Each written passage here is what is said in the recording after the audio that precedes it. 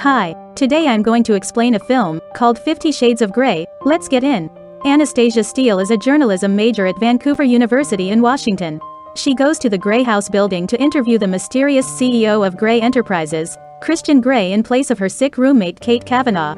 Christian also happens to be a benefactor of the university. Anna asks Christian several questions prepared by Kate, including his being adopted at the age of 4 or if he is gay. Christian says he is definitely not gay. Anna is intimidated and clearly interested in him. After the interview, Christian escorts her to the elevator. He simply says, "Anastasia," to which she replies, "Christian." At school, Anna is approached by her friend Jose, who is a photography major that announces his pictures are going to be part of an exhibit at school. Anna congratulates him, yet it's obvious that Jose harbors feelings for Anna. Anna works at a hardware store, Clayton's. She talks on the phone with her mother Carla, who informs Anna that she can't make it to her graduation because her boyfriend Bob has broken his foot. Her manager Paul calls her over to help her in the back. Anna walks by an aisle and is startled to find Christian there. He requests several materials like duct tape and rope. Anna tries to keep her cool with him, but she is very much enchanted by him. Christian poses for a photo shoot shot by Jose, with Anna and Kate in attendance. Kate notes that Christian is unable to take his eyes off Anna. Later, the two get coffee together. Christian discusses his family, as does Anna. She asks him if he has a girlfriend, to which he states that he doesn't do the girlfriend thing. He asks her if she is interested in Jose or Paul, but Anna says no. As they walk down the street, Anna is almost hit by a biker until Christian pulls her out of the way. Before parting, he hands her a business card and states that he's staying at the Heathman Hotel. Following the end of their finals, Anna and Kate go to celebrate at a bar with Jose and a couple other friends. Anna gets pretty drunk and calls Christian while in line for the ladies' room. Christian heads over to the bar to pick Anna up. Anna goes outside, and Jose follows her. He admits he likes her and tries to kiss her. Christian runs in and pushes Jose away from her.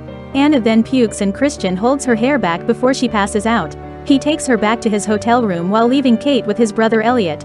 Anna wakes up in Christian's room wearing different clothes since he says her other ones were covered in vomit. Christian takes his shirt off and reveals what appear to be cigarette burns on his chest. He brings Anna some toast and gets his chauffeur Taylor to fetch Anna some new clothes. There is some flirtation going on between the Christian and Anna, but he says he won't touch her until she gives him written consent. They walk to the elevator, but Christian decides, fuck the paperwork, and they kiss passionately. He takes her home, where they find Elliot and Kate getting intimate. Later on, Christian takes Anna on his private helicopter to his apartment in Seattle. There, he shows her his playroom, which is filled with BDSM, bondage, dominance, submission, masochism, materials like ropes, chains, whips, and floggers. Christian explains that he is a dominant and enjoys doing certain things with the consent of other women. Anna asks if it is love-making, but Christian says he doesn't make love, he fucks hard. Anna is taken aback by this, but it doesn't push her away. She admits to Christian that she is still a virgin, a fact that surprises him. He decides to rectify this, and he takes her to the bedroom. He slowly undresses her and kisses her thighs. He lays her on the bed and proceeds to have sex with Anna, which she greatly enjoys.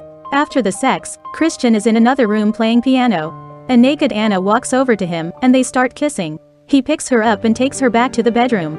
The next morning, Anna and Christian take a bath after she fixes up some breakfast. They are about to have sex again when Christian's adoptive mother Grace shows up. Anna meets Grace, who is delighted to get to know Anna. Grace hasn't seen Christian in a while, and he leaves to take a business call. Anna and Christian walk through the woods. He tells her that his first sexual experience was at the age of 15 with his mother's friend, who was also a dominant. Anna finds this fact to be disturbing, but Christian doesn't see it as such. Before Anna goes home, Christian gives her a folder with a contract and certain guidelines, explanations for their BDSM arrangement. When she gets home, Anna finds that Christian has sent her a laptop for them to keep in touch and for her to do research on the subject. Anna looks over the list of explanations for the dominant and submissive, including certain sex acts and codes during the actual acts. Anna is both curious and a bit mortified upon learning some of these things. She sends Christian a message saying it was nice knowing him. None too happy with this statement, Christian shows up in Anna's room. He gets her to lay in bed and he ties her wrists together with his necktie. He blindfolds her with her t-shirt and gets the rest of her clothes off. He kisses her body and runs an ice cube across her bare chest and stomach with his mouth. He then turns her around and starts to have sex with her doggy style. Anna decides to meet with Christian privately in a business meeting of sorts to discuss the contract. Anna rules out any form of fisting as well as the use of genital clamps. For the most part, she seems okay with some of the requests listed. The day of Anna and Kate's graduation arrives. Anna's father Ray shows up and sits with Kate's parents. Christian shows up and gives a speech. Two girls comment on how hot he is, and Anna leans over to them and says he's gay, to their dismay. After the ceremony, Anna introduces Christian to Ray after Kate refers to him as Anna's boyfriend. She and Christian get their picture taken for the newspaper. He also gives Anna a new car as a gift, saying that he got Taylor to sell her old car. On several other occasions, Christian continues to try and show Anna what she can expect if she is his submissive. He bends her over his lap and takes off her pants, spanking her a few times, which she sort of enjoys. He brings her back into the playroom, ties her hands, blindfolds her, and strips her nude. He whips her butt a few times with a riding crop, which seems to excite her. Anna joins Christian at his mother's house since his sister Mia has returned from her visit in Paris. Kate is also there as Elliot's date. During the dinner, Anna mentions that she is going to Georgia to visit her mother. Christian and Anna walk around the garden, and Christian is mad at learning that Anna is leaving. At night, as Anna lies in bed, Christian mentions his birth mother being a drug addict that died when he was 4. He barely remembers her, but he claims to sometimes dream about her. Anna heads to Georgia to be with Carla. They discuss her new relationship over Cosmos. Anna gets a text from Christian saying, "Not another Cosmo," which startles her. He walks into the bar and introduces himself to Carla before ordering himself a drink. Anna spends the rest of her time in Georgia with Carla and Bob. Anna returns to Washington with Taylor picking her up. Upon her return, she meets up with Christian, who takes her flying through the skies in a private plane.